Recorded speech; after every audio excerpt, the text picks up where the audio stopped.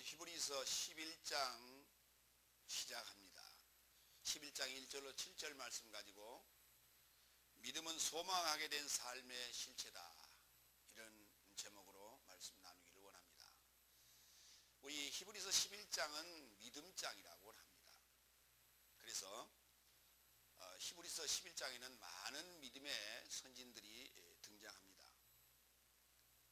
우리는 믿음하면 항상 히브리서 11장을 언급하게 되고 11장을 언급합니다만은 그 11장 1절부터 뭔가 좀 번역에 오류가 있음을 우리는 여태까지 몰랐습니다.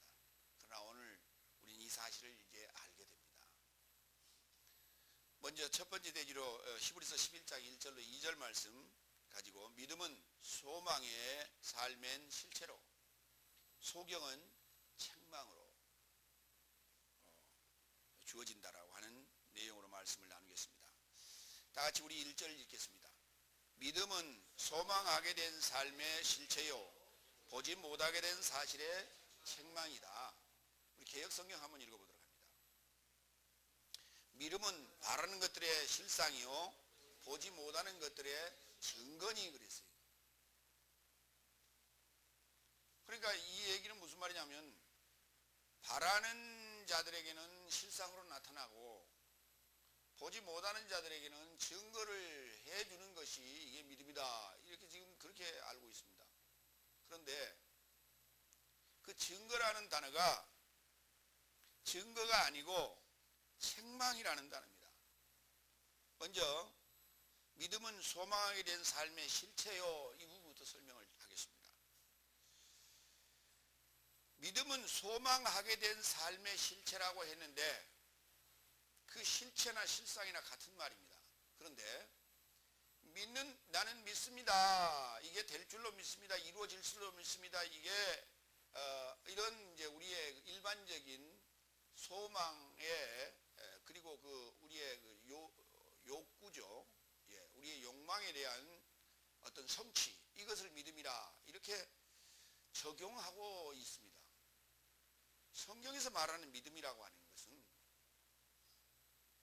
하나님을 믿는 것이고, 하나님께서 우리에게 허락하시는 어떠한 목표, 그 목표에 도달할 수 있다라고 하는 믿음입니다. 그런데도 불구하고 오늘 우리는 신앙생활 함에 있어서 내가 세운 어떤 목표가 하나님의 목표가 아닌 나의 목표가 이렇게 이루어질 줄로 믿습니다. 그래서 그것이 믿음이 이루어지는 자는 믿음이 있는 자고, 그 계획이 아직 안 이루어진 자는 믿음이 없는 자고, 우리 이렇게 지금 알고 있어요. 우리 한번 따라서 해볼까요? 내 뜻대로 마옵시고 아버지 뜻대로 하옵소서. 그것이 기도입니다. 근데 우리는 지금까지 기도를 하면서 아버지 뜻이 어떠할지 그거는 나 잘 모르겠는데 내 뜻대로 해 주십시오 라고 우리가 기도하는 것이 기도라고 착각을 하고 살았어요. 기도라고 하는 것은 그것이 아니라 내 뜻대로 마옵시고 아버지 뜻대로 하옵소서가 기도입니다. 그리고 아버지 뜻에 조금 반할지라도 내 뜻대로 좀 해주세요, 이게 간구예요. 이제 간구와 기도를 구분해서 좀 하시기 바랍니다. 그러니까 믿음은 뭐냐? 내 뜻대로 마옵시고 아버지 뜻대로 이루어 주세요예요. 그 실체를 말하는 것입니다.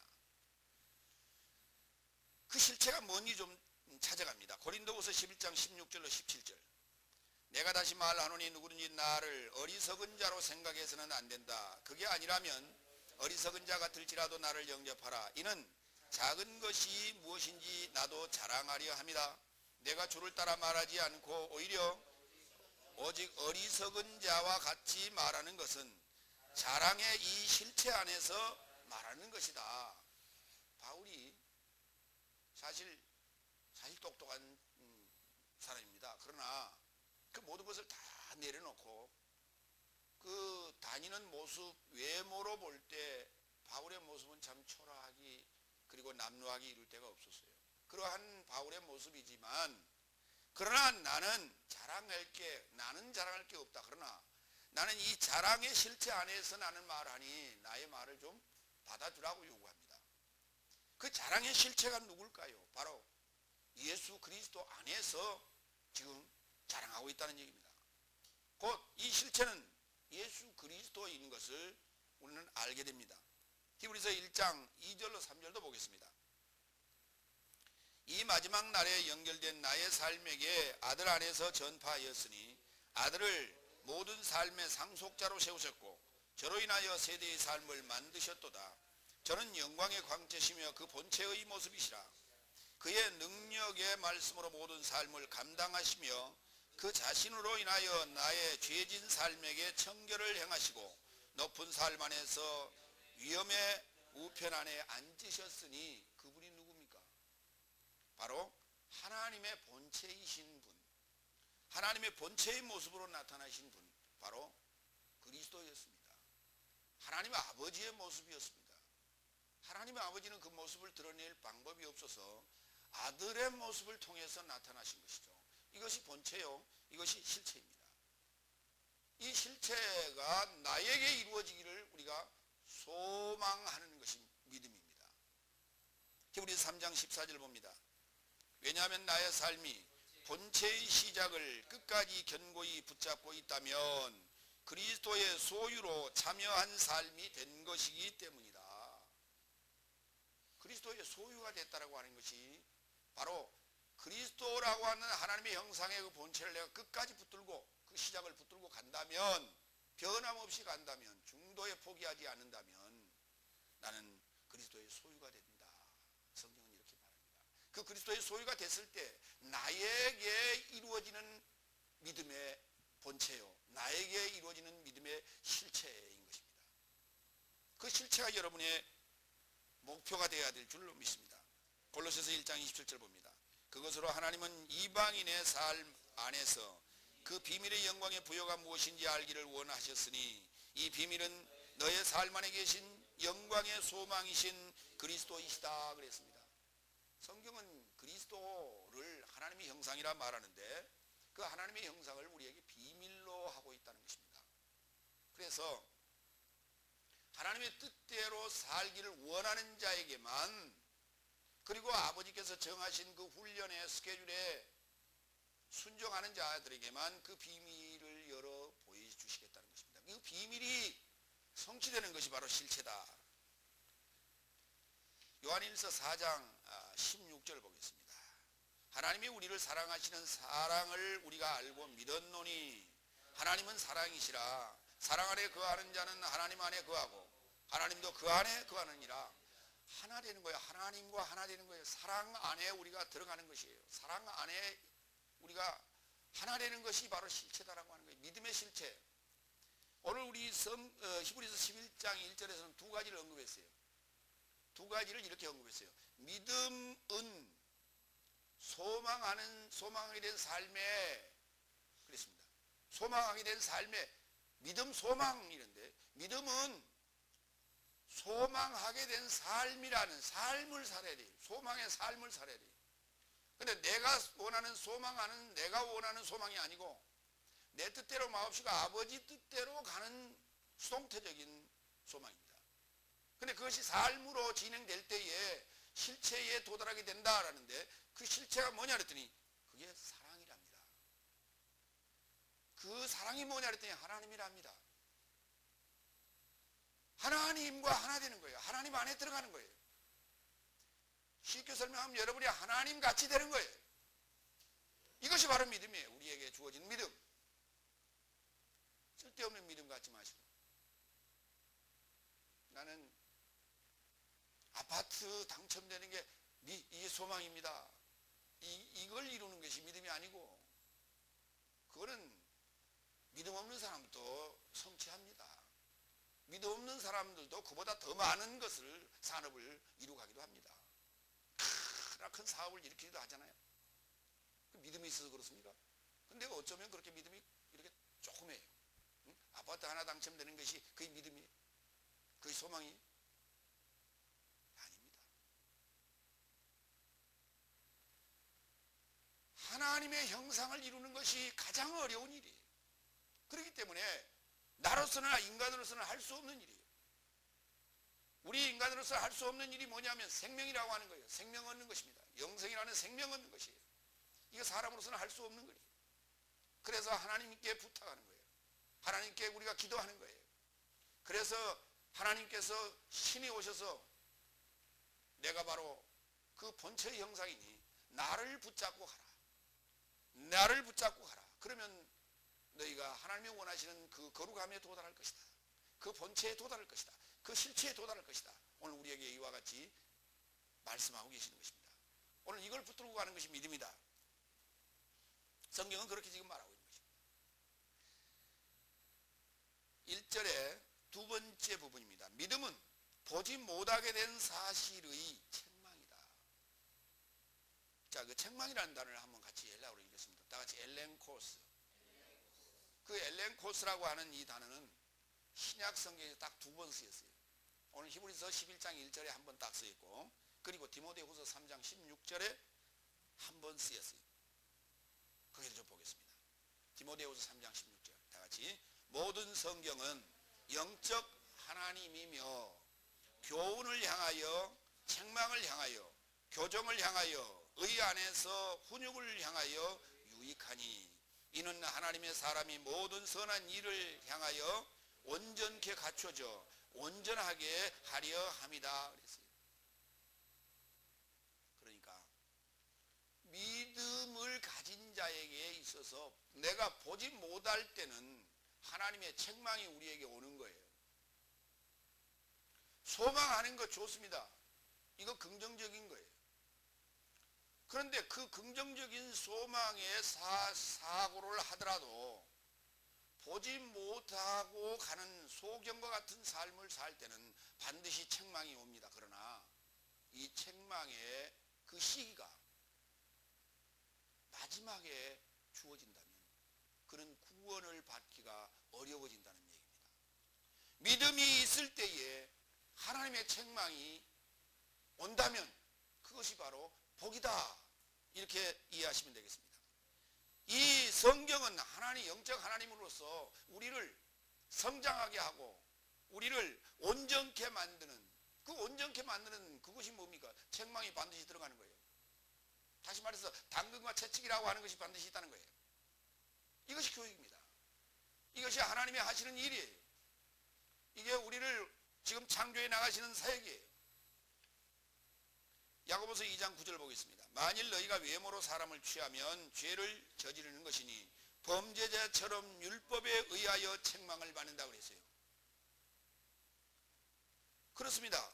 반드시 이 시기에 우리가, 이건 지금 다섯째 날의 상황을 얘기하는데요, 율법 아래 있을 때의 상황을 얘기하는데 반드시 우리가 죄를 저지르면은 율법에 의하여 책망을 받는 거 당연한 거예요. 그런데 이 시기가 일곱째 날에 들어가 버리면 곤란하다는 거예요. 마지막 날에 이 책망이 있게 된다면 곤란한 거예요. 그래서 우리가 책망을 받을 때가 있고 내가 또 도리어 책망하는 자의 위치에 설 때가 있습니다. 바울은 그 자리에 위치해서 책망했었고 또 아들 디모데에게 책망하라고 명령하기도 합니다. 예. 요한복음 16장 8절로 11절 보겠습니다. 이것은 지금 보혜사, 곧 일곱째 날에 이제 보혜사가 오시면 이제는 책망을 받는 입장에서 책망하는 입장으로 바뀌게 되는데요, 그 상황을 좀 보겠습니다. 그러면 그가 와서 죄에 대하여, 의에 대하여, 심판에 대하여 세상을 책망하실 것이다. 실로 죄에 대하여는 저의 삶이 나에 이루고자 믿지 않았기 때문이요, 의에 대하여도 내가 아버지를 향해 물러가니 너의 삶이 더 이상 나를 구경하지 못하기 때문이요, 심판에 대하여도 이 세상 임금이 심판을 이미 받았기 때문이다 그랬어요. 그래서 반드시 책망하실 것이라고 했어요. 세상을 책망하실 것이라고 했어요. 그 세상을 책망하는 그 상황이 어떻게 되느냐, 보혜사가 오셔서 나를 책망하는 것이 아니라 보혜사가 오시면 보혜사와 하나 된 그 자가, 사도된 그 자가 이제는 주님이 책망하셨던 것처럼, 율법이 책망하셨던 것처럼 이제는 책망하는 자의 위치에 서서 이 사역을 감당하시겠다는 얘기입니다. 보혜사가 오셔서 제자들을 책망하겠다는 얘기가 아니고요, 제자들이 어찌하여 죄를 지었습니까? 제자들이 어찌하여 의롭지 못했습니까? 제자들이 어찌하여 심판당하게 되었습니까? 이 내용과는 제자들하고 사도들하고는 아무 상관이 없는 거예요. 사도들의 삶을 지금 얘기하고 있는 거예요. 여러분도 이제 일곱째 날에 들어가게 되면 보혜사 성령을 받게 된다면 이제는 책망하는 자리에 위치해서 서게 된다고 하는 것입니다. 그 자리에 가기까지 우리에는 소망하는 삶과 그리고 이 보지 못할 때의 책망이라고 하는 것을 반드시 받아야 된다는 것입니다. 이것이 믿음이다. 성경은 이렇게 얘기합니다. 왜냐하면 2절 장로된 삶이 이것 안에서 증거를 받았느니라. 여기 선진이라는 단어가 여기 장로라는 단어입니다. 다같이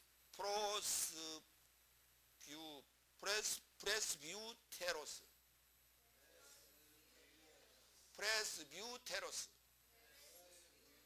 예, 영어로는 프레스비테리안이라고 합니다. 이게 그러니까 헬라어에서 온 단어예요. 그러니까 이 프레스뷰테로스란 말은 무슨 말이냐면 늙은이 중에서도 더 늙은이 이런 뜻이에요.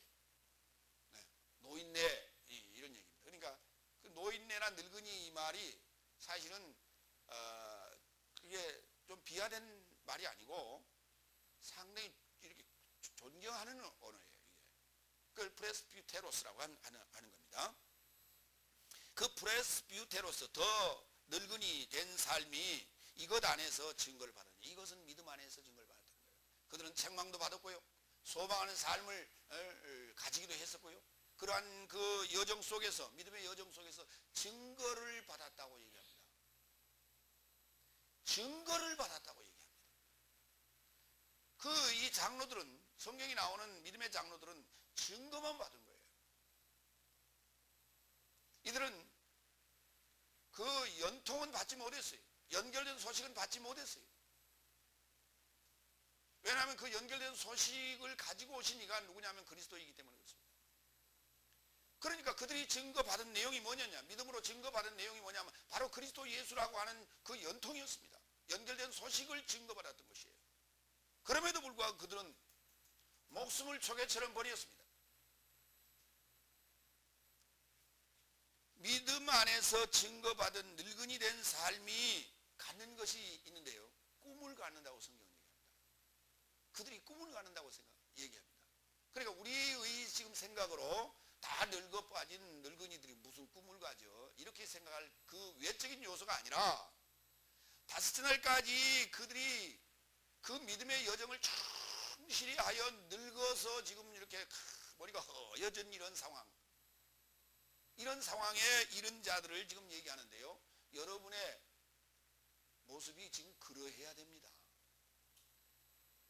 여러분의 모습이 지금 그러해야 됩니다.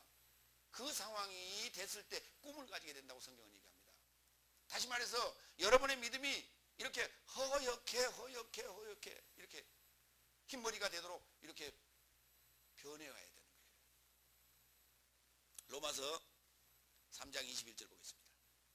그러나 이제는 율법에 하나님의 의가 나타나게 되었으니 율법과 선지자 삶에 의해 증거받은 것이다 그랬습니다. 그러니까 율법과 선지자에 의하여 증거를 받은 것이 뭐냐면 하나님의 의라는 것입니다. 그 하나님의 의가 나타났는데요. 그 하나님의 의가 바로 그리스도예요. 그러니까 증거의 내용이 구약에서의 증거의 내용이 뭐냐면 하나님의 의가 나타나는 거예요. 진정한 의인이 나타나는 거예요. 의인은 없나니 하나도 없다 했는데 진정한 의인이 나타나는 거예요.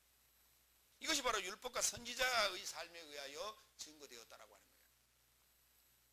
여기 이제 날이라는 얘기가 자주 등장을 하는데 여러분이 그 날에 대해서 이렇게 이해를 하시면 됩니다. 아담의 이야기가 창세기 2장 4절부터 5장까지 아담의 얘기가 나옵니다. 이게 첫째 날이에요. 그 다음에 6장부터 12장까지는 노아의 얘기가 나오는데 이게 둘째 날 얘기입니다. 성경은 여러분이 그렇게 구분하셔야 돼요. 다음에 창세기 12장부터 50장까지는 아브라함과 이삭과 야곱에 관한 얘기입니다. 오늘 지금 제가 지금 오늘 여러분에게 설교하는 요 부분은 첫째 날과 둘째 날 얘기가 오늘 1절부터 7절 안에 들어있습니다. 다음에 넷째 날은 이스라엘 백성이 출애굽하여서 그 광야의 삶을 살았던 출애굽기부터 신명기까지를 넷째 날이라고 합니다. 그리고 광야 생활을 끝내고 이제 가나안 땅으로 들어가게 되는데, 가나안 땅으로 들어가게 되는 여호수아서부터 말라기까지, 예수님이 오시기 전까지 구약 전체, 그때를 다섯째 날이라고 합니다. 그리고 사복음서는 여섯째 날이 되고 있고요. 그 다음에 사도행전 이후의 삶은 일곱째 날이라 이렇게 말하는 것입니다. 오늘 지금 율법과 선지자의 삶에 의하여 증거받았다라고 하는 얘기는 바로 넷째 날과 다섯째 날에 관한 얘기다. 광야의 삶의 모습과 가나안 땅의 삶의 모습이다라는 얘기예요. 이 삶이 지금 역사적인 이야기인데, 실제로는 이 내용이 지금 저와 여러분의 역사, 구원 역사 중에 넷째 날과 다섯째 날에 해당된다고 보셔야 돼요. 마태복음 11장 12절로 15절 봅니다. 이 율법과 선지자에 관한 얘기를 좀 말씀을 드리겠습니다. 그러나 세례 요한의 날부터 지금까지 하늘 삶의 나라가 침략받고 있나니, 그러므로 침략하는 삶은 그것을 강탈하느니라. 왜냐하면 모든 선지자의 삶과 율법이 요한 때까지 예언하였다. 그러므로 만일 너의 삶이 영접하기를 원한다면 오리라 한 그가 엘리야니라. 들을 귀를 갖고 있는 자는 들을지어다. 그러니까 엘리야가 오기 전까지, 다시 말해서 세례 요한이 와서 외치기 전까지는 길을 다 막아놨습니다. 그렇기 때문에 장로 되기까지 그렇게 믿음을 가지고 살았지만은, 머리가 허여지도록 살았지만은 깨달을 수가 없었습니다. 알아들을 수가 없었습니다. 깨달을 수가 없었습니다. 들어도 보아도 깨달을 수가 없었습니다. 그러나 그리스도께서 오시면 그때부터 귀가 열리게 되어 있습니다. 그러니까 장로 되기까지 흰머리가 날 정도까지 우리가 사모하는 그러한 믿음을 가지고 있어야만이 오늘 그리스도를 만나서 내 귀가 열리고 내 눈이 열린다는 거예요. 성경에 지금 과정이 이렇게 되어 있음을 우리가 알아야 됩니다. 사도행전 2장 17절 보겠습니다. 하나님이 가라사대 최후의 날 안에 내가 내 영으로부터 모든 육체에 연결하고자 부을 것이다.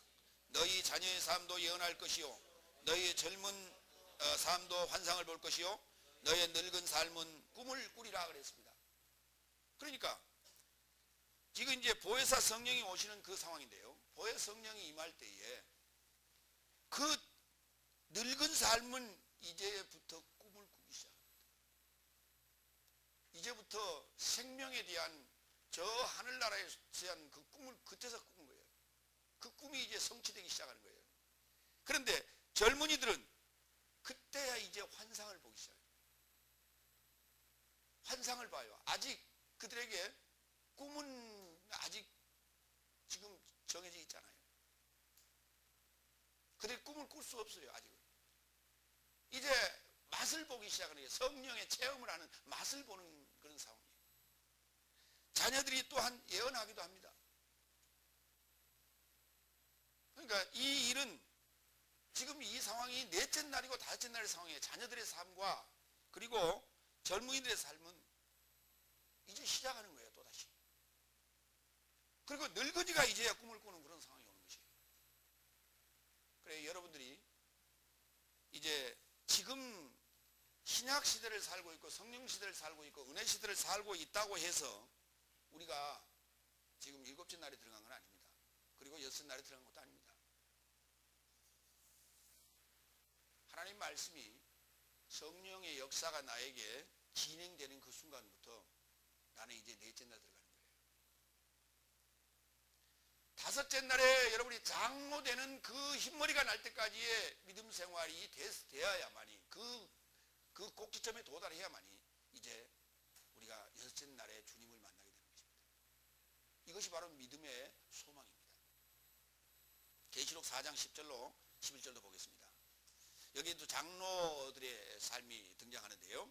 24장로들이 보좌에 앉으신 이 앞에 엎드려 만만세 이루고자 사시는 이에게 경배하고 자기의 면류관을 보좌 앞에 던지며 가로되 나의 삶의 주 하나님이여 영광과 존귀와 능력을 받으시는 것이 합당하오니 주께서 모든 삶을 창조하셨으니 나의 삶도 주의 뜻을 인하여 있고 그의 삶도 창조되었습니다. 24장로들이 있는데요. 숫자로 이제 24라는 바를 써놨습니다. 그런데 여기 오늘 24 장로들이 찬양하는 이 모습이, 하나님께 경배하는 이 모습이 바로 저와 여러분의 삶 속에서 그 믿음의 장로들이 그 자리에 모여서 보좌를 포위하며 거기서 지금 찬양하는 그 소리가 여러분의 입을 통해서 나가오게 됩니다. 여러분 속에 있는 상황의 모습을 지금 이렇게 써놨어요. 계시록에. 여러분이 일곱째 날에 도달했을 때에 여러분 속 상황이 바로 계시록 4장의 하늘의 모습입니다. 이 장로들의 모습도 여러분의 속 사람의 모습이어야 됩니다. 그러니까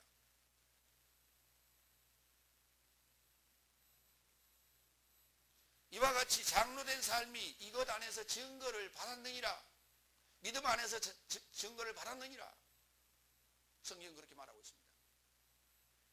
그들은 이렇게 얘기합니다. 성경은 다들 죽었습니다. 그리스도 안에 잠자고 있다고 얘기합니다. 여러분이 살아날 때에, 여러분이 보혜사 성령을 받는 그 순간에, 여러분이 주님을 만나는 그 순간에 그들은 살아나기 시작합니다. 그들이 회복되기 시작합니다. 여러분과 하나 되기 시작하는 것입니다. 오늘 지금 성경에 기록된 이 믿음의 장로들은 성경이 있으면 그대로 그냥 나하고는 아무 상관이 없는 것입니다. 내가 이것을 믿고 그들의 삶을 읽고 내가 그 믿음대로 살 때에 나 안에 이루어지는 믿음의 장로들의 삶의 여정이 나를 통해서 일어납니다. 그리고 그리스도를 만나고 그리스도와 함께 죽고 함께 살고 그리고 보혜사 성령을 받을 때에 그 믿음의 장로들은 나와 하나가 되어져서 한 덩어리가 되어져서 계시록 4장 하늘의 삶 안에 있는 그 모습대로 역사하게 되는 것입니다. 그것이 바로 증인들의 모습이요 사도들의 모습인 것입니다. 여러분의 모습이 되기를 소망합니다. 3절 다 같이 읽겠습니다. 믿음으로 나의 삶은 드러난 삶에서 나지 아니한 보여지게 될 삶에 이르는 하나님의 말씀으로 온전케 될 만세 삶을 생각한다. 이 만세 삶이라고 하는 게 뭐냐면 오늘 이 땅 위에 우리가 사는 동안에 일곱째 날이라고 하는 그 온전한 삶이 이루어야 되는 것이 만세 삶이에요. 이것이 바로 여러분이 이 세상을 떠나는 그 순간에도 만세 삶으로 이어집니다. 다 같이 절 보세요. 따라 한번 합시다. 만세. 만세. 이 만세라는 게 왜 불러요? 우리 만세 왜 불러요? 이겼다 이거예요. 예수님께서 만세를 불렀잖아요. 다 같이 만세. 십자가 있어요. 이게 만세예요. 우리 또한 만세를 불러야 됩니다. 승리자만에게 주어지는 것이 만세예요. 이게 아이온. 이 땅 위에서 만세. 우리가 이 땅을 하직하고 가고 나서도 만세. 그걸 만만세라고 하는 것이에요. 만세는 황제에게 우리가 부르는, 황제에게 우리가 표시하는 존경의 표시예요. 만세. 만왕의 왕이시며 만주의 주시며 별 중에 별이신 하나님을 찬양하는 그 모습이에요. 그 모습이 그 소리가 만세예요. 바로 그 만세의 찬양의 소리가 여러분이 받을 찬양의 소리예요. 여러분이 하나님의 뜻대로 그 목표에 도달한다면 여러분이 이루할 그 삶의 목표가 바로 만세예요. 다 만세 부르고 이 땅 떠나시길 바랍니다.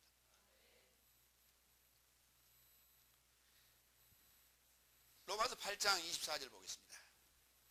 나의 삶이 소망으로 구원을 받았기 때문이요 보여지는 소망은 소망이 아니니 누가 그것을 보고 무엇이라도 바라겠느냐. 그래서 나의 삶이 그것을 보지 않고 소망하고 있다면 인내로 인해 기다리는 것이다. 믿음이라고 하는 것은 이런 거예요. 보여주세요. 하나님 보여주세요. 그럼 난 믿을게요. 아니 보여주면 못 믿을 자가 누가 있어요? 다 믿지. 안 보여주고 믿는 거예요. 안 보여주고 믿으라는 거예요. 뭔만 가지고요? 증거만 가지고요.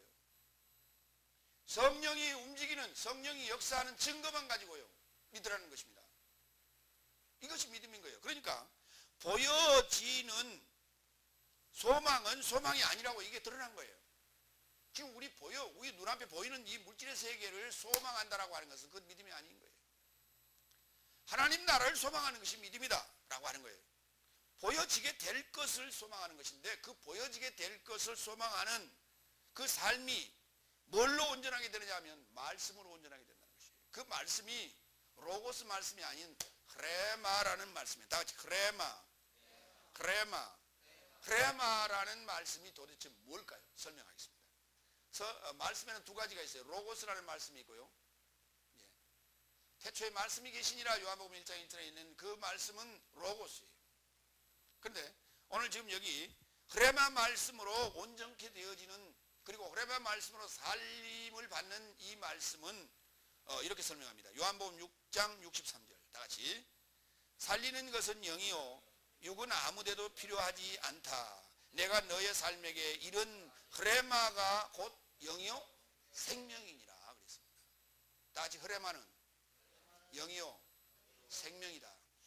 그럼 흐레마가 뭡니까? 예수님의 말씀이 흐레마예요. 그러면 예수님의 말씀이 어디 기록되어 있습니까? 복음서에 기록되어 있습니다. 그럼 복음서가 뭡니까? 구약의 선지자들이 예언한 말씀을 풀어준 말이에요. 그것의 답입니다. 그러니까 비밀을 열어준 것이 복음서예요. 이것이 바로 흐레마인데, 영이고 생명인데, 그것을 또 사도들이 기록할 때 또 비유로 기록해 놨어요. 또 비유로 기록해 놨으니까 읽어도 무슨 말인지 잘 우리가 이해가 안 됩니다. 그러면 그것을 다시 또 누군가가 풀어놔야 되는데, 그것을 다시 재해석해 놓은 게 뭐냐면 서신서예요. 주로 바울의 서신서예요. 이 서신서가 바로 흐레마예요. 그런데 그 흐레마를 읽어도 또 우리의 눈으로 보인다. 보여지는 세계의 것으로 보인다. 왜 그럴까요? 거기 쓴 그 단어들이, 거기 쓴 그 용어들이 보이는 세계의 얘기예요. 보이는 세계의 용어들을 가지고 썼기 때문에 그 글을 써놓으면 보이는 세계로 보이는 거예요. 그런데 우리가 보통 읽어서는 보이는 세계로 보인다면 그건 로고스예요. 근데 그 보이는 세계를 다시 재해석을 해서, 영적 해석을 해서 보이지 않는 세계의 것으로 설명해 준다면 그것이 바로 흐레마가 되는 것입니다. 오늘 지금 여러분들은 설교를 듣고 있다고 하는 것은 바로 이 흐레마 말씀을 들어야 됩니다. 근데 흐레마 말씀이 아닌 로고스 말씀을 듣는다면 살아날 방법이 없습니다. 그리고 온전케 될 일이 없습니다.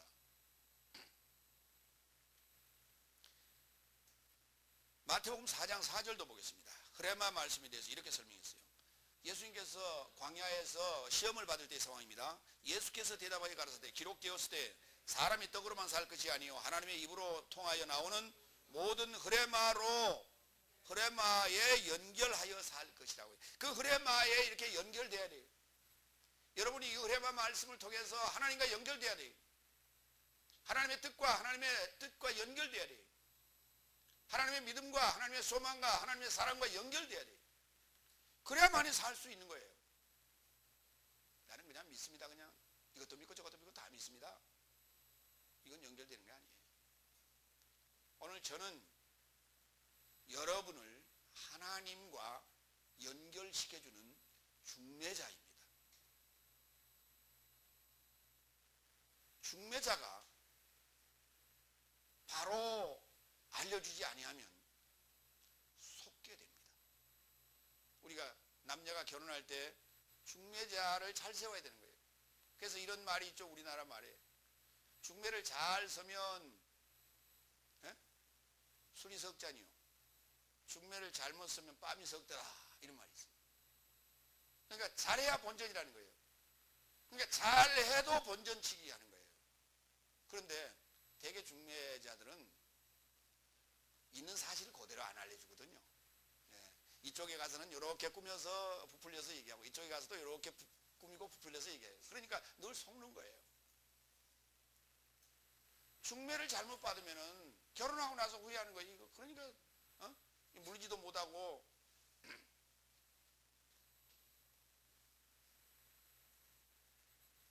그래서 이 중매자가 굉장히 중요하다라고 하는 거예요.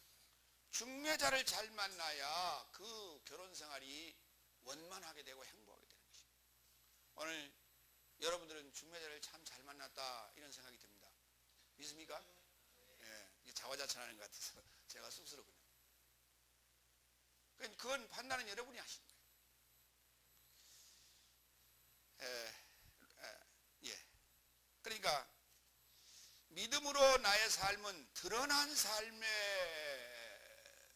것에 연연하는 것이 아니라 드러나지 않는, 보여지지 않는 것의 소망을 가지고 이 하나님의 흐레마 말씀으로 내가 만세 삶을 생각한다. 여러분 그렇게 늘 이렇게 상상하셔야 돼요. 근데 말씀을 자꾸 듣다 보면 상상이 아닌 길이 보이기 시작합니다. 조감도가 보이기 시작하고 설계도가 보이기 시작하는 것이에요. 그러니까 늘 생각함으로 말미암아 하나님의 말씀을 들을 때마다 하나 둘 이게 보여지기 시작합니다. 어디에 보여져요? 내 눈에 보여진 것이 아니라 영안으로 보여지기 시작한다. 내가 어떤 삶을 구상하고 어떤 모양으로 어떻게 이루어질 그 목표를 향해서 가게 되는 그 그림이 그려진다는 거예요. 네. 그림이 그려져요. 그림이. 두 번째 대지 갑니다. 히브리서 11장 4절.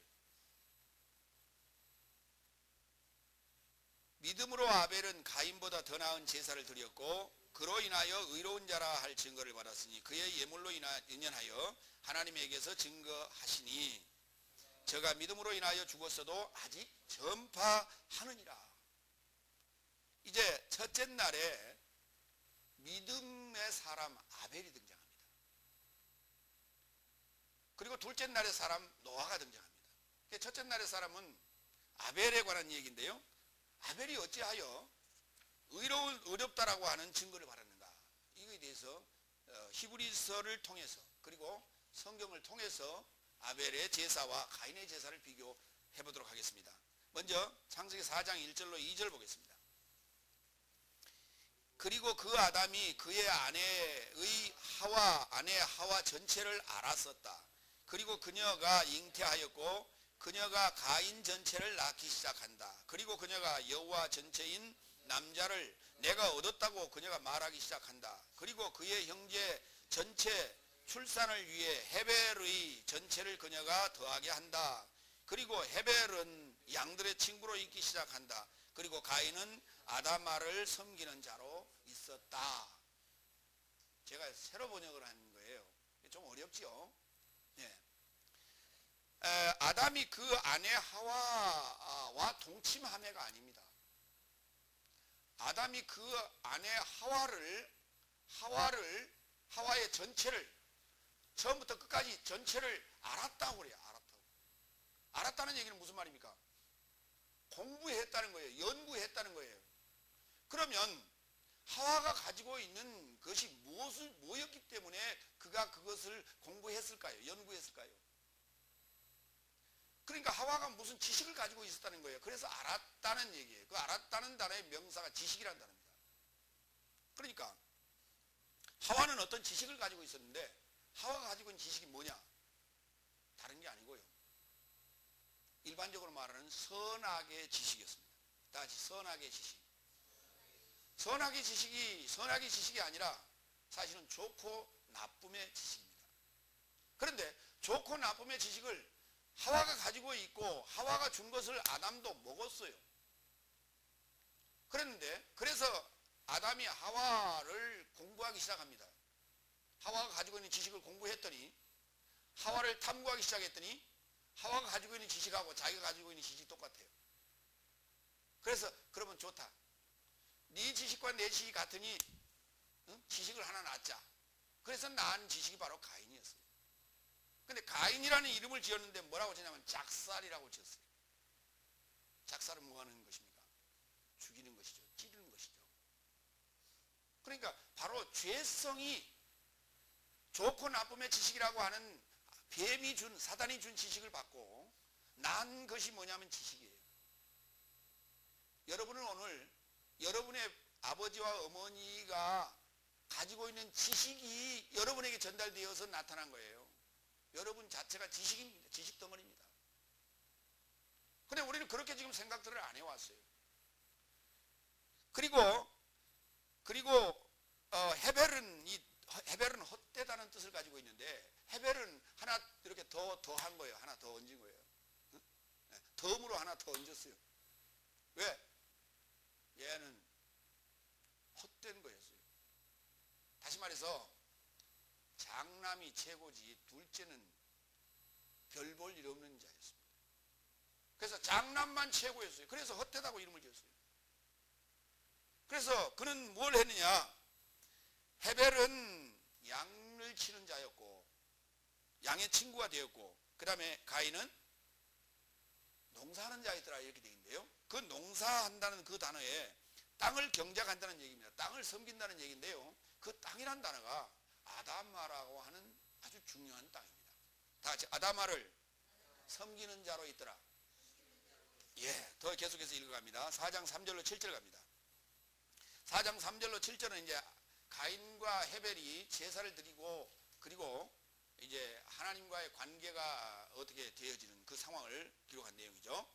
자, 3절부터 봅니다. 그리고 그가 날들의 끝에 있기 시작한다. 그리고 가인이 그 아다마의 결실된 것을 여호와께 제물로 들어가게 한다. 그리고 헤벨 그도 역시 양으로부터 난 첫 새끼와 기름을 들어가게 했더니 여호와께서 헤벨과 그의 소제물을 향하여 놀라서 보기 시작한다. 그러나 가인과 소제물을 향하여 그가 놀라 보지 않고 방향 전환하여 낸 가인에게 진노하기 시작하자 그의 얼굴을 떨구기 시작한다. 그리고 여호와께서 가인을 향하여 무엇 때문에 너에게 진노하였으며 또한 무엇 때문에 너의 얼굴을 떨궜느냐고 말하기 시작한다. 만일 내가 선을 행하기 시작한다면 어찌 당당치 못하느냐? 그리고 내가 만일 좋게 행하지 못했다면 죄가 입구에 엎드리니 그의 사모함이 너를 향하고 그리고 너는 그의 집을 통치하기 시작한다. 이렇게 얘기했어요. 아니, 헤벨은 양에게서 난 그 첫 새끼와 기름을 드렸어요. 그러면 결국은 이게 동물을 잡아서, 짐승을 잡아서 드렸다는 얘기예요. 예. 그리고 가인은 그 아다마에서 나온 소산물로 드렸어요. 근데 왜 헤벨과 그 소제물은 받고 왜 가인과 그 소제물은 받지 않았느냐라고 하는 것입니다. 여기 설명이 없어요. 그렇죠? 그런데 뭐라고 했냐면 여호와께서 가인을 향해서 말합니다. 무엇 때문에 너에게 진노하게 됐느냐 내가. 그리고 무엇 때문에 너는 얼굴을 떨구느냐. 네가 죄진 일이 없다면 당당하지 않겠느냐라고 하는 거예요. 그냥 그렇게만 얘기하고 말았어요. 자, 그 3장 17절에 왜 가인의 제사를 받지 아니한지에 대한 해답이 거기 있습니다. 다 같이 읽겠습니다.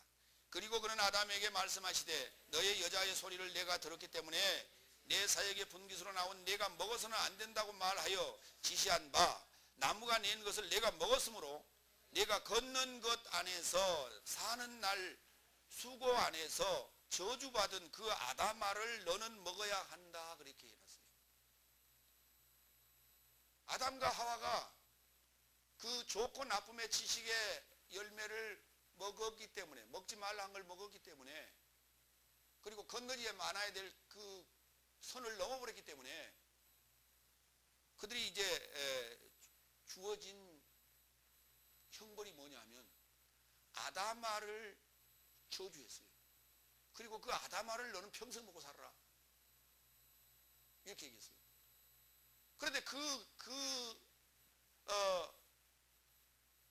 유전을 받아서 가인이 큰아들인 그 가인이 유전을 받아서 그 아다마를 경작하는 자가 됐어요.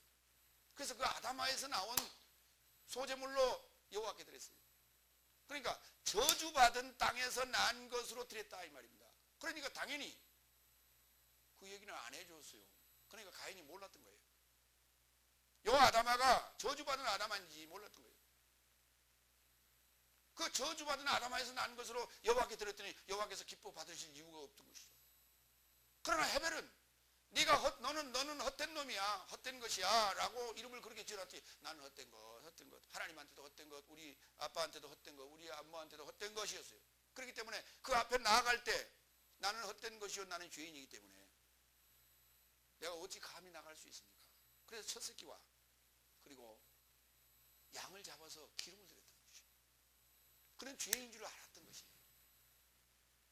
그렇다면 여기서 오늘 이 두 사람을 우리가 살펴볼 때 바리새인과 세리의 기도를 우리는 기억하게 되는 것입니다.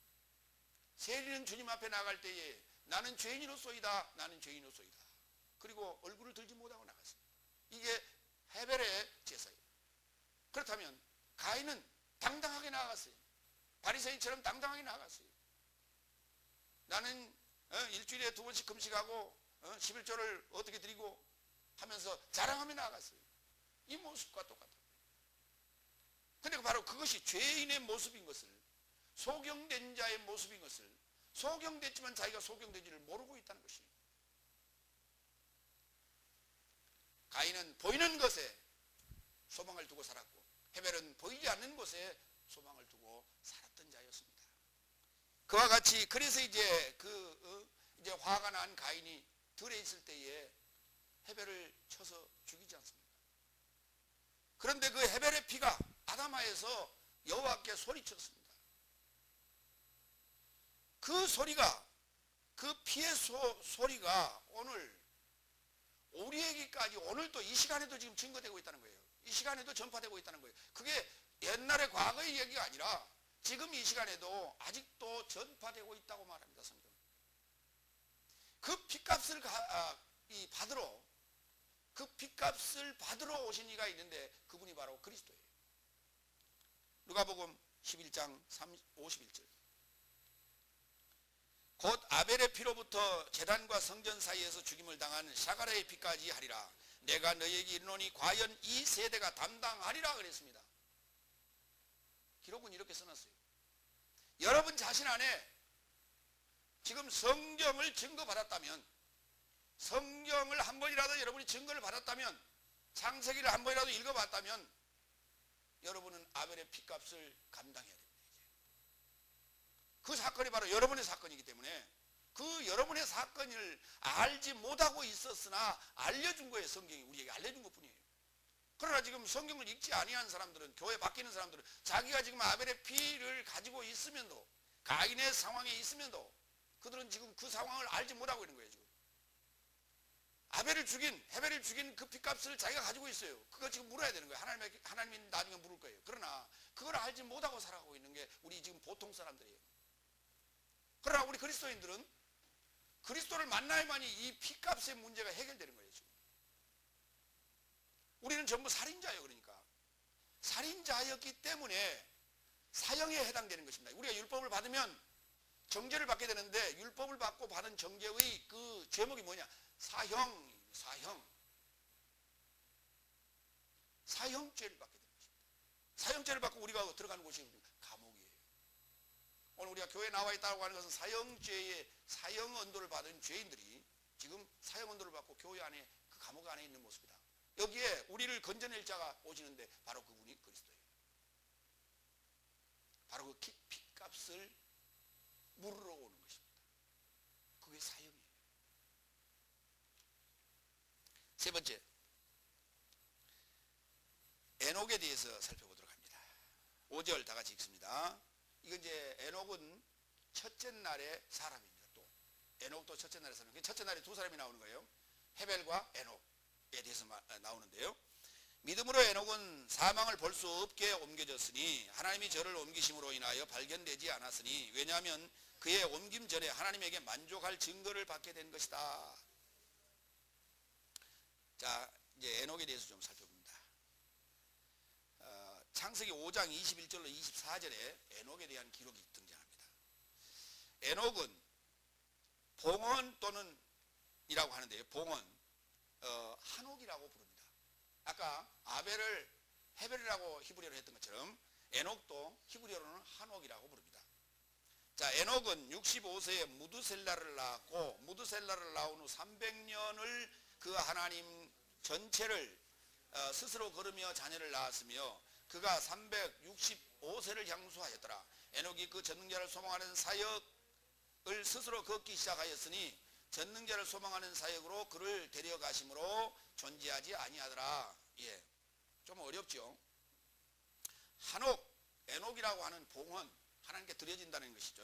봉헌이라고 하는 자가 65세에 누구를 낳냐면 무드셀라를 낳았는데, 무드셀라라는 뜻이 이런 거예요. 죽음을 던졌다 이런 뜻이에요. 그러니까 죽음을 던져버리고 자기는 살아난 거예요. 죽음을 던져버렸다. 그런데 300년을 하나님과 동행했다 이렇게 써놨어요. 하나님과 동행했다고 그러는데 300년이라는 뜻은 이런 뜻입니다. 첫사람에게서 나와서 탈바꿈으로 강화됐다. 첫사람에게서 나왔다. 그러니까 첫사람이 누굽니까? 죄인 아닙니까? 첫사람에게서 나와서, 맞죠? 첫사람에게서 난 거 맞죠? 그 족보에 나오니까 첫사람에게서 나와서 탈바꿈으로 강화되어졌다. 그러니까 강화된 것으로 탈바꿈됐다 이렇게 해도 돼요. 강화된 것으로 탈바꿈, 그 강화됐다라고 하는 게 뭐냐면 3위를 얘기합니다. 부활과 관련된 단어인데요. 강화됨으로 말미암아 하나님과 동행한 것이 아니라 그 하나님 전체를 스스로 걸게 됩니다. 그 하나님이라고 하는 단어가 있고 하나님이라는 단어가 있는데요. 이것을 이제 우리말로 옮기면 이렇게 옮겨야 됩니다. 전능자를 소망하는 사역. 다 같이 하나님은, 구약의 하나님은 전능자를 소망하는 사역. 그렇습니다. 근데 그것을 히브리어로 얘기하면 엘로힘 그럽니다. 그 엘로힘은 복수예요. 그렇기 때문에 우리가 일반적으로 얘기하는 하나님이라고 부를 수가 없습니다. 하나님이라고 부를 때는 엘만 불러야 돼요. 엘이 단수인데요. 엘, 이게 하나님이에요. 그러니까 엘이 하나님인데 전능자예요. 전능자를 소망하는 사역이다. 이렇게 지금 우리가 풀이를 했습니다. 그런데 창세기 지금 1장 1절서부터 쭉 나오는 단어들은 거의가 다 엘로힘이라는 단어예요. 다시 말해서 그냥 전능자를 소망하는 사역이라고 이렇게 풀이하는데, 오늘 지금 여기 창세기 5장 22절에 나오는 여기 하나님이라는 단어는 그 자라는 관사가 하나 붙어있어요. 그 하라는 관사가 하나 붙어있어요. 다 같이 엘로힘, 하 엘로힘. 엘로힘은 그냥 엘로힘, 하 엘로힘은 그 엘로힘, 이런 얘기예요. 네. 그러니까 그 전능자를 소망하는 사역을, 그 전능자를 소망하는 사역 전체를 걸었다고요. 걸었다는 말이 무슨 말일까요? 믿음으로 걸었어요. 걸었다는 말은 이런 거예요. 탐구했다. 탐구했다. 걸었다는 말은 찾아간다는 거예요. 그래서 탐구했다는 거예요. 그 전능자를 소망하는 사역을 탐구했다. 그러니까 그 전능자를 소망하는 사역이 뭘까요? 바로 그리스도를 벌써 그때 알고 탐구했다는 거예요. 그래서 그 전능자를 소망하는 사역을 그가 그랬기 때문에 전능자를 소망하는 사역으로 그를 데려가 버렸어요. 전능자를 소망하는 사역이 되어버렸어요. 사역을 완성했어요. 그래서 데려가 버렸어요. 그래서 그는 보이지 않게 되었어요. 볼 수 없게 되었어요. 사망을 볼 수 없게 되었어요.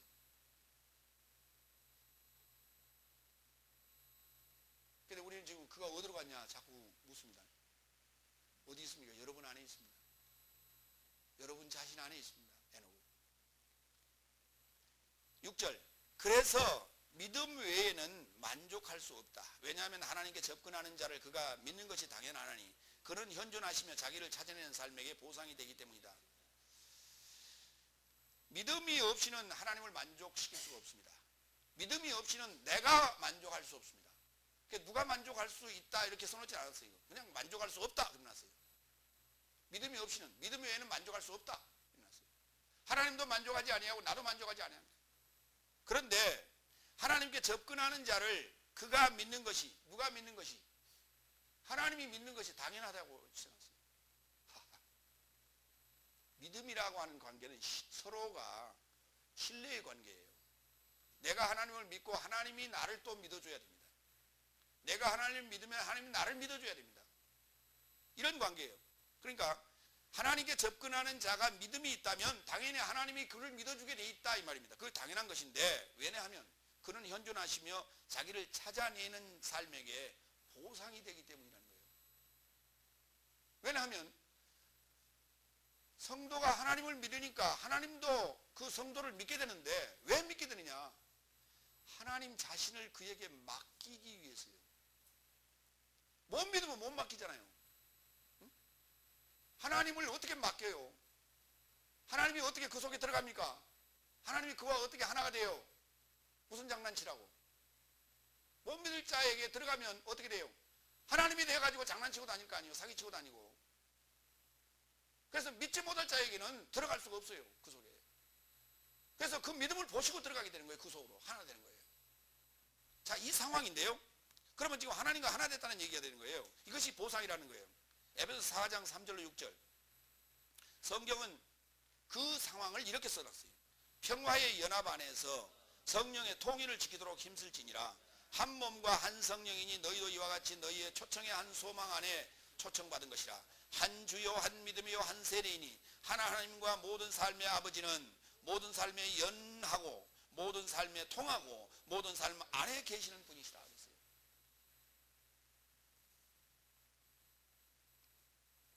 하나님은 우리와 이 모든 삶과 하나 되기를 원하고 계세요. 하나로 계시기를 원해요. 한 주로 계시기를 원해요. 한 믿음으로 계시기를 원해요. 한 세례로, 한 하나님으로, 한 소망으로, 한 믿음으로, 한 성령으로, 한 몸으로 있기를 원하셔요. 이게 하나님이 우리에게 원하시는 하나님의 뜻이에요. 그런데 이것을 지금 예배라는 입장으로 요한복음 4장 23절과 24절에도 이와 같은 내용을 써놨어요. 유사한 내용이 있어요. 거기와 좀 연결하면서 보겠습니다. 그리고 시간이 오고 있으니 지금이다.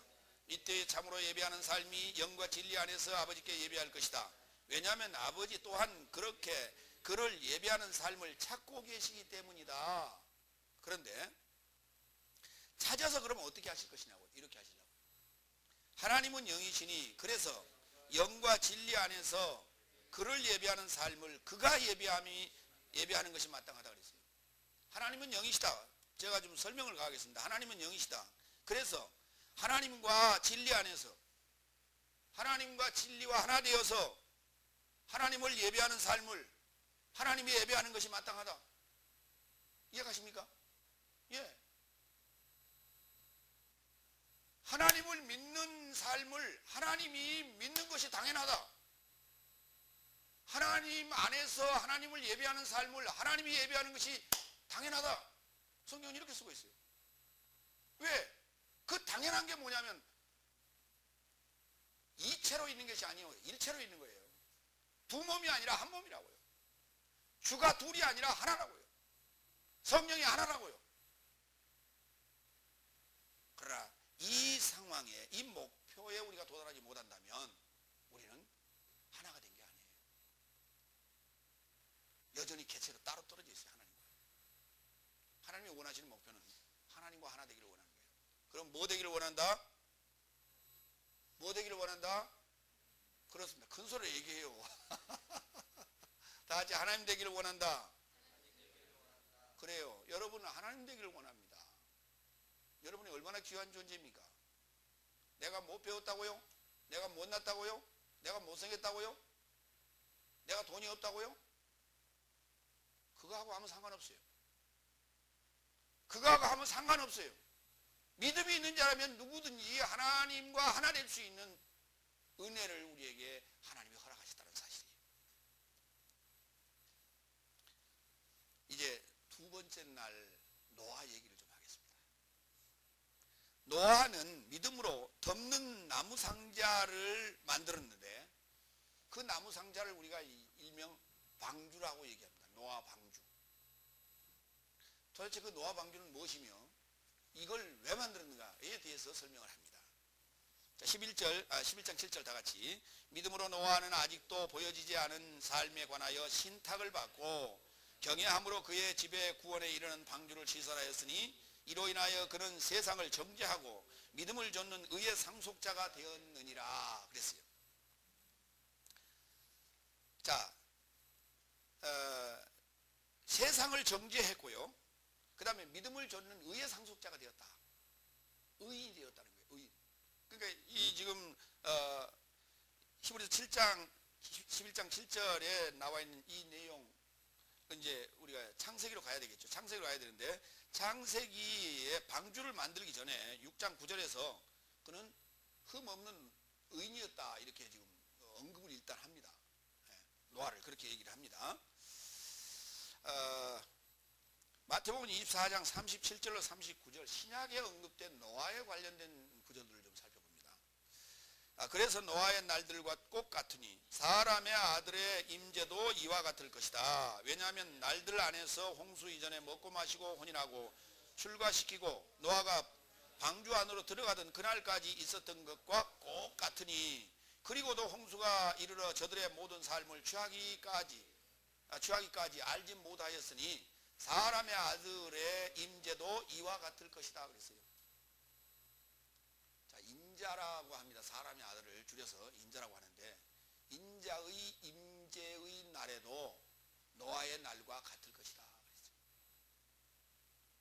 그랬어요. 노아의 날의 상황은 무엇이며, 왜 그때의 둘째 날에 이 상황을 우리에게 보여줬을까라고 하는 거예요. 그러니까 이미 우리가 둘째 날이라고 하는 것은 내가 교회에 나오기 전입니다. 우리가 넷째 날 교회를 나옵니다. 넷째 날 교회에 나와서 율법을 받게 되는데요, 성경을 받는 그 날이 넷째 날이에요. 그러니까 넷째 날보다 두 날 전에 노아의 사건이 우리에게 있었습니다. 그 노아의 사건이 우리에게 있었는데, 이 노아의 사건은 벌써 우리가 하나님을 알지도 못하고 저 하늘에 신이 있다더라 라고 하는 정도 알 때입니다. 그때 이미 천재지변을 통해서 하늘에 번개가 치고 천둥이 치고 그러한 자연재해 등등을 통해서 우리에게 알려주시는 하나님의 심판의 예표예요. 이미 그게 우리에게 있었던 것이에요. 그건 결국은 하나님의 역사예요. 하나님의 역사인데요, 이와 같은 그 자연재해와 같은 일들이 오늘 우리에게 심판이라고 하는 것으로 인자의 날에 임할 것을 얘기했습니다. 그런데 그것을 주님이 오셔서 말씀을 하신 거예요. 그러면 주님이 오시는 날도 사실은 반쪽짜리 이 심판입니다. 그런데 주님이 가시고 난 후에 보혜사 성령이 오시고 사도들에 의하여 진행되는 사도들의 삶이 바로 인자의 날의 삶입니다. 그러니까 사도들의 삶이 곧 노아의 심판과 같은 일이 사도들에 의하여 진행되겠다는 것이에요. 그러면 그 사건은 바로 저와 여러분에게도, 여러분이 오순절 성령, 보혜사 성령을 받게 되면 일곱째 날에 바로 노아와 같은 심판이 주님이 행하신 것처럼 같은 일이 여러분을 통해서 이루어진다는 것입니다. 이것이 바로 하나님이 우리에게 목표로 주어진 하나님과 같이 되라는 얘기입니다. 그래서 그냥 모양만 그렇게 되는 것이 아니라 고난도 능력도 함께 한다는 거예요. 이 사실이 저와 여러분에게 있기를 바랍니다. 자, 노아의 사건을 좀 보겠습니다. 베드로전서 3장 18절로 22절은 이렇게 쓰고 있습니다. 왜냐하면 그리스도는 죄진 삶에 대하여 몽땅 고난 받으셨으니 불의한 삶에서 초월한 의인이다. 이는 나의 삶을 하나님이 인도하고자 하며 참으로 육체로는 죽임을 당하고 그러나 영으로는 살리심을 받았느니라. 영 안에서 또한 옥 안에 있는 삶에게 가서 전파하셨느니라. 전에 설득할 수 없는 삶에게 방주가 예비되는 노아의 날 삶 안에서 하나님의 인내가 몽땅 영접해 내셨으니 방주에 이르고자 겨우 8 목숨의 삶이 물로 통과하여 구원받았느니라. 그리고 물이 상징하는 것이 세례인데 지금 그가 나의 삶을 구원한다. 육체의 더러움에서 벗어남이 아니요 오히려 예수 그리스도의 부활로 인하여 하나님에게 이르는 선한 양심의 질문이다. 저는 하늘에 오르사 하나님 우편에 계시니 천사들과 권세자들과 능력들이 저에게 순복하느니라. 예수님의 사역과 노아의 사역을 지금 이렇게 겹쳐서 설명하는 거예요. 예수님의 사역이 구원 사역인데요. 구원 사역이 뭐냐? 사망, 죄진 삶, 육체로 사망에 이르는 삶에서 영으로 구원하는 거예요. 영으로. 나의 육체 곧 사망의 생각의 삶에서 생명과 평안이라는 삶으로 나를 이렇게 이동하는 거예요. 이걸 구원이라고 하는 거예요. 이것을 여기서 지금 건졌다고 말하는데 그것을 이제 설명은 그렇게 하는 것이고 성경에 기록하기는 이렇게 얘기했어요. 구원이라는 게 뭐냐? 물에서 건진다. 이게 구원입니다. 다 같이 구원은 물에서 건진다. 자, 물이 뭘까요? 물이라고 하는 것이 뭐냐면 사상이에요. 물이라고 하는 게 뭐냐면 법이에요. 물이라고 하는 게 뭐냐면 말씀이에요. 그러면 말씀이 어떤 말씀이 우리에게는 주어집니까? 어떤 말씀으로 어떤 법으로 인간은 살게 됩니까? 사람이 태어나면 처음부터 태어나자마자 모든 사람은 죄의 법으로 살게 되어 있습니다. 그래서 죄의 법 아래 있기 때문에 죄인이라고 합니다. 그러나 알지 못하고 살아갑니다. 그것을 알려주는 법이 있는데 당신은 죄를 지었습니다라는 그 알려주는 법이 있는데 알려준과 동시에 정죄를 합니다. 그것이 뭐냐면 사망의 법이라고 하는 율법입니다. 우리는 죄와 사망의 법 아래에 살게 되는데 그 상황을 뭐라 하느냐? 물에 있다 그래요. 물 속에 있다. 물, 법, 사상, 말씀의 홍수 속에 살아갑니다. 그러니까 그게 홍수를 이뤄가지고 그게 빠져 죽어가는 거예요. 이 상황이 지금 노아의 상황과 같습니다. 거기에서 건져낼 자는 마른 땅에 있는 자야 됩니다. 그래서 예수님은 물을 밟고 다니셨지 물 속을 첨벙첨벙하고 다닌 적이 없습니다. 갈릴리 바다를 건너갈 때도 물을 밟고 건너가십니다. 물에 발을 담근 적이 없습니다. 예수님. 그렇죠? 물을 밟고 지나가요. 모든 사상을 그 발 아래 정복하고 다닌다. 이것이 바로 구원자의 모습입니다. 오늘 여러분이 이 세상에 있는 모든 사상들, 죄와 율법에 속한 모든 그 법들을, 그 사상들을 밟아야 돼요. 정복해야 되는 것이에요. 이것이 구원이에요. 그 아래 있는 자들을 건져내는 것이 구원인 거예요. 그런데 노아는 몇 명 건져냈냐고요? 8명. 예수님은 그 상황을 예수님은 옥에 안에 있는 영 안에서 옥 안에 있는 삶에 가서 전파했느냐. 그 옥이라는 단어가 뭐냐? 그냥 감옥이에요. 지옥이 아니고. 그러니까 옥이 뭐냐면 죄와 사망의 법 아래에 있는 자들입니다. 그 죄와 사망의 법을 감옥이라고 하는 거예요. 그게 창살 없는 감옥입니다. 우리를 예수님이 오실 때까지는 그 안에 가둬둔 것입니다. 그 안에 오셔서 예수님께서 이렇게 말씀하셨어요. 제자들도 그 안에 있었어요. 유대라고 하는 그 감옥 안에 있었습니다. 유대 교회라고 하는 그 감옥 안에 있었습니다. 그 감옥 안에 오셔서 예수님이 이렇게 말씀하셨어요. 나와 죽자. 나는 부활이요 생명이니까 나랑 같이 죽으면 3일 만에 살아난다. 그랬더니 베드로가 이렇게 했어요. 그리 마옵소서. 그렇게 점잖하게 번역해 놨죠. 우리 지금 개혁성경은 그렇게 점잖하게 번역해 놨어요. 그리 마옵소서 그랬어요. 그게 아니에요. 예수님 멱살을 딱 잡고 그렇게 해서는 안 됩니다. 이렇게 했어요. 원전을 해독해보면 그렇게 돼 있습니다. 아니 우리가 지금 예수님 따라다니는데 지금 배도 버려두고 부모도 버려두고 다 버려두고 지금 예수님을 따라다니는데 아니 교주가 죽어버리면 우리는 누구를 믿고 살아라는 말입니까? 말도 안 되는 소리 하지 마세요. 제발 그 소리를 하지 마세요. 예수님 앞에 그랬어요. 그랬더니 사탄아 물러가라. 예수님께서 그랬어요. 너는 나를 넘어지게 하는 자야. 내가 너랑 같이 죽어야 네가 사는 것이다. 영원히. 그래야 너가 사형 이제 엄도를 받고 여기 감옥에서 빠져나갈 수 있는 것이다. 그렇지 않냐고는 너는 평생 여기 잡혀 있어야 돼. 왜 그걸 모르느냐?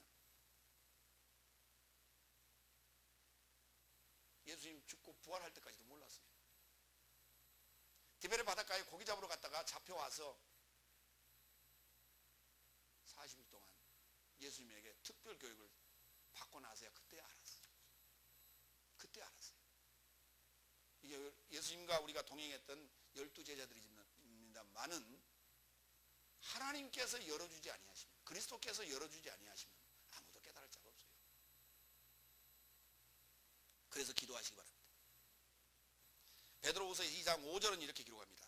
처음 세상도 아끼지 않았으니 오직 의의 전도자 8째 노아를 보존하시고 경건치 아니한 삶의 세상에 홍수를 더하셨다고 되어 있어요. 그러니까 베드로전서에서는 물에서 건진받은 사람이 8목숨이라고 되어 있고, 베드로후서에서는 이게 베드로가 쓴 거입니다. 두 개 다. 근데 베드로후서에는 뭐라 쓰느냐면 8번째 노아를 그랬어요. 8번째 노아를. 그러니까 8이라는 게 숫자의 개념이 아니라 8이라는 개념은 이런 거예요. 기름지다. 그러니까 기름진 것만 건져낸 거예요. 기름은 물에 빠지지 않지 않습니다. 오늘 우리가 예수 그리스도 신랑을 준비하는 자는 기름 등불을 준비하는 것 같습니다. 기름은 물에 빠지지 않습니다. 바로 8이어야 됩니다. 팔팔하게 살아있어야 돼요. 8입니다. 예, 우리 한국 사람들하고 중국 사람들, 특히 중국 사람들이 팔자를 좋아하는데, 예, 그 8이라는 단어를 잘 보세요. 8 이렇게 써요. 동그라미 하나, 동그라미 하나. 이게 무슨 모양이에요? 오뚜기 모양입니다. 넘어져도 일어나는 거예요. 넘어져도 일어나는 거예요. 이게 팔이에요. 이게 히브리어로는 이 의미가, 헬라어로는 옥토라고 하는데 이게 기름지다는 뜻이에요. 바로 의의 전도자라면 그는 기름집니다. 세상 사람들은 그것을 이렇게 속되게 표현했습니다. 예수쟁이들은 물에 빠지면 조댕이만 동동 뜰 거라고. 그렇습니다. 조댕이만 동동 뜨면 삽니다. 그렇죠? 조댕이가 동동 뜨면 살아요.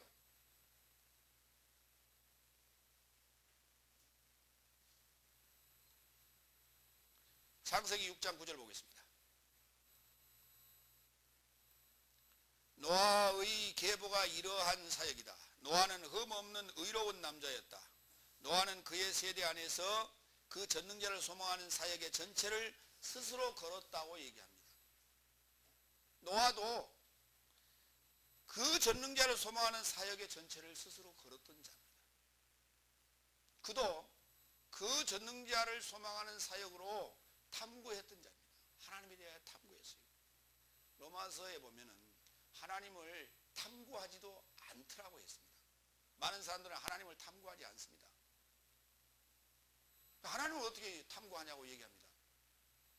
그게 바로 신학이에요. 신학인데 사람들이 써놓은 글만 연구하지 하나님을 연구하지 않습니다. 바로 연구하지 않는다는 거예요.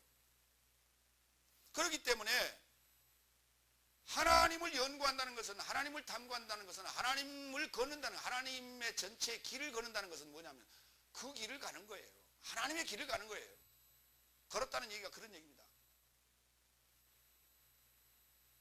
하나님은 어떤 분인가? 거룩하신 분이에요. 우리들을 거룩하라고 요구합니다. 하나님 같이 되라는 거예요. 그래야 그 하나님과 내가 하나 될 수 있을 거 아니에요? 나는 인간성 그대로 가지고 있고 하나님은 거룩한데 어떻게 하나 될 수 있어요? 이게 하나 될 수가 없어요. 불순물과 섞일 수가 없는 것이에요.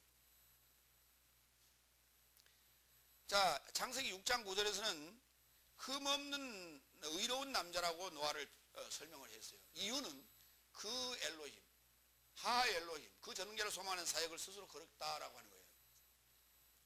자, 그런데 6장 14절에 가서야 방주를 지으라는 얘기를 합니다. 그 부분을 좀 보겠습니다. 14절. 너는 너를 위하여 집에서 나와서 또한 그 덮개 안팎으로 방주 전체를 덮으라고 그랬어요. 뭐가 좀 이상하죠? 네, 우리 개혁성경 한번 읽어보세요. 열어보세요. 창세기 6장 14절.